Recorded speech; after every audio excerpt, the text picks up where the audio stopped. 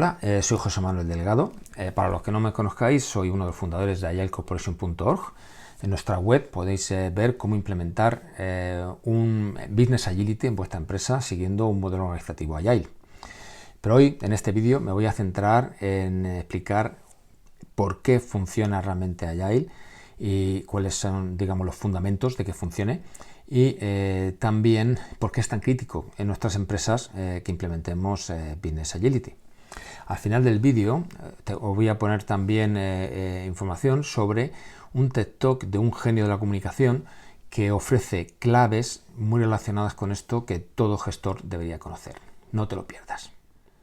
Pues a ver, para saber realmente por qué Agile funciona, tenemos que entender o ver dos teorías en las cuales se fundamenta. Pero no os preocupéis que no vamos a coger y a entrar en detalle ni hablar de cosas muy complejas. Estamos hablando, la primera en realidad no es una teoría, sino un conjunto de teorías. Estamos hablando de las teorías de redes, teoría de juegos, teoría de la autoorganización, teoría del caos, los sistemas no lineales. Sobre todo nos interesa aquellas relacionadas con los sistemas complejos adaptativos. En realidad, todo esto se engloba en lo que llamamos teorías de la complejidad. Esa es nuestra primera base. Y es que las empresas y los mercados son en realidad sistemas complejos. Así que, claro, estas teorías nos dan mucha información sobre cómo funcionan.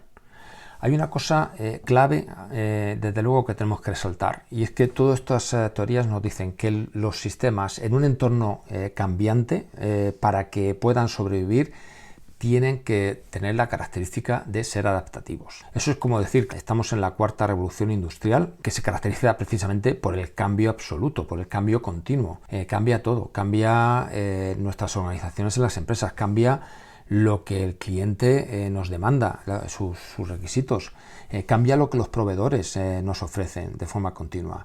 Con lo cual los planes estratégicos también cambian porque no pueden durar. En ese entorno de cuarta revolución industrial, evidentemente, la adaptación al cambio es fundamental.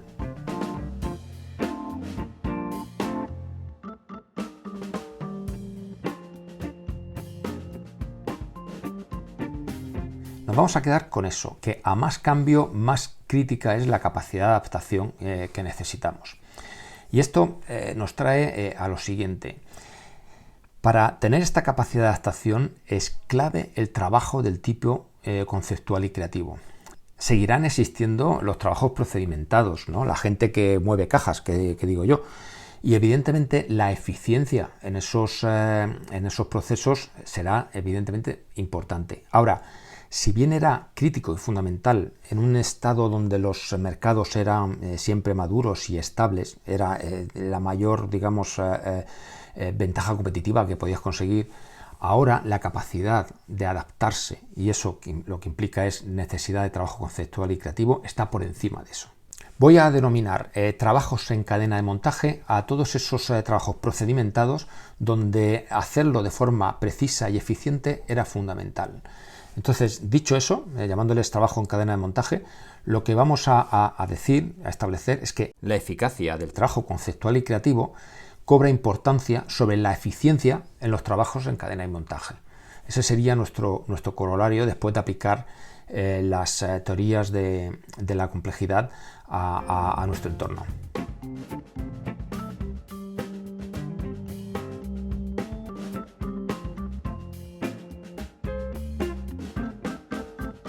Hablando, como se dice en el Agile Manifiesto, para cuando se miran los valores y que está todo siempre como una parte derecha y una parte izquierda, y donde aquí aplicaríamos la misma regla. Sí que damos valor a la parte derecha de esta ecuación, pero todavía damos más valor a la parte izquierda. Y todo esto nos lleva un poco, ya os comenté que al final os iba a hacer referencia a un TED Talk de un genio de la comunicación. Bueno, en él una cosa que se refleja es que la motivación extrínseca, la del palo y la zanahoria, no funciona con el trabajo conceptual y creativo. Incluso hay varios experimentos que se hacen donde se demuestra que no es que no funcione, es que es negativa.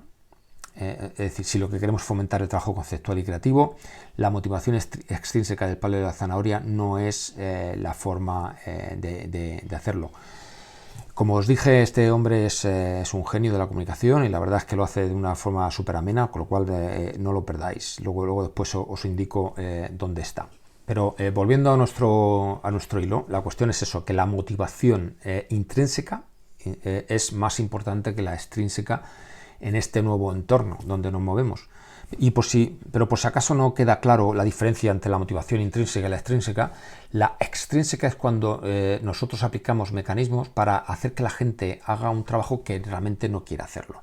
Es decir, para eso tenemos el palo y la zanahoria, la amenaza de que si no lo hace va a ser castigado, que evidentemente en el mundo laboral puede ser el tema del el posible despido o el posible degradación o el no tener, digamos, una buena carrera, y la zanahoria, que sería ese premio externo que le damos, como puede ser un bonus, como puede ser una promoción, etcétera, en el caso de que haga su trabajo bien. Esa sería la motivación extrínseca. Y la intrínseca es donde la gente hace las cosas no porque se le esté exigiendo, sino porque quiere.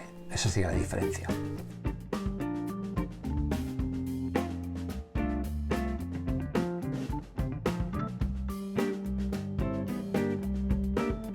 Y así nos quedamos en lo que es teoría de la complejidad. No vamos a entrar más en detalle en este vídeo.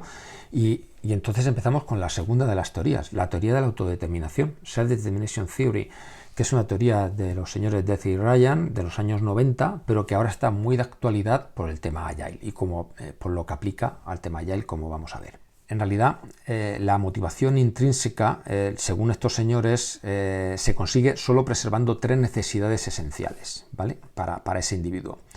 Las tres necesidades esenciales son la competencia, o la necesidad de sentirse útil con una capacidad diferencial, la autonomía, o el hecho de poder hacer lo que se te pide de la forma que tú crees que es mejor, o sea, es decir, tener libertad de hacer las cosas como tú crees, y la vinculación o la necesidad de sentirse apreciado por el resto del equipo. Esas serían las tres necesidades esenciales que, según Death y Ryan, cuando se cumplen, facilita la motivación intrínseca, el que la gente haga las cosas porque quiere hacerlas.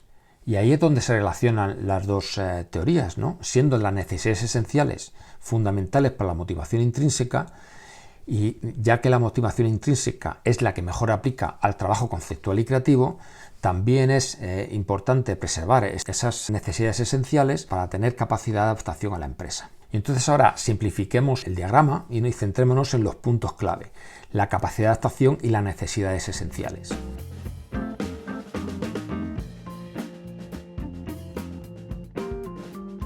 Y así introducimos el concepto Agile, ¿no? Agile, que es un término que realmente aparece en febrero del 2001, cuando los líderes de distintas metodologías de desarrollo que prueban funcionar bien en este entorno de cambio se unen en Utah, en un resort, y entonces analizan sus metodologías y ven qué puntos tienen en común. Y en base a esa observación, a ese análisis, al final terminan por decidir que hay 4 valores concretos y 12 principios que cumplen todas ellas. Y por tanto, pues definen que llamarán a partir de ahora metodologías Agile a todas aquellas que cumplan con los valores y principios que ahí se determinaron. Agile es, por tanto, fruto de una observación sobre casos de éxito. Es en realidad un resultado empírico.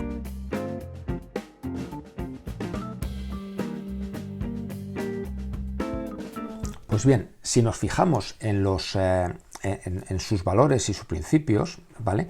En cuanto al primero de los valores, que dice eso de que individuos y relaciones se valoran por encima de procesos y herramientas, y el tercero, que es el que habla de colaboración de clientes sobre negociación de contratos, en realidad vemos que están muy dirigidos a favorecer las necesidades esenciales, especialmente la vinculación y la competencia. Y si nos fijamos en el número 2, en el de software funcionando sobre documentación exhaustiva, así como el tercero antes mencionado y el cuarto, el de que tenemos el cambio siempre es bienvenido respecto a un programa, a un plan establecido, pues esos tres valores indicados facilitan muy bien el incremento de adaptación, el incremento de la capacidad de adaptación de los equipos. Es decir, vemos que esos valores en realidad están orientados por una parte, a favorecer las necesidades esenciales y por otra, a favorecer la capacidad de adaptación. Pero es que si hacemos lo mismo con los principios, nos daremos cuenta que todos ellos van dirigidos o bien a facilitar las necesidades esenciales o bien a facilitar la capacidad de adaptación, o ambas. O sea, es decir, está claro que el objetivo fundamental de esos valores y principios es en aumentar la capacidad de adaptación y salvaguardar las necesidades esenciales, aunque no estuviera así inicialmente pensado. Pero además, cuando alguien te pregunta qué es un equipo Agile, una forma sencilla, normalmente breve, de decir qué es un equipo Agile, dices, pues es un equipo autónomo multidisciplinar. Que os dais cuenta, si veis, hay una relación bioquímica entre esos tres términos, equipo, autónomo, multidisciplinar, con las tres necesidades esenciales. Lo cual, además, como ya hemos visto, nos lleva a la capacidad de adaptación del equipo.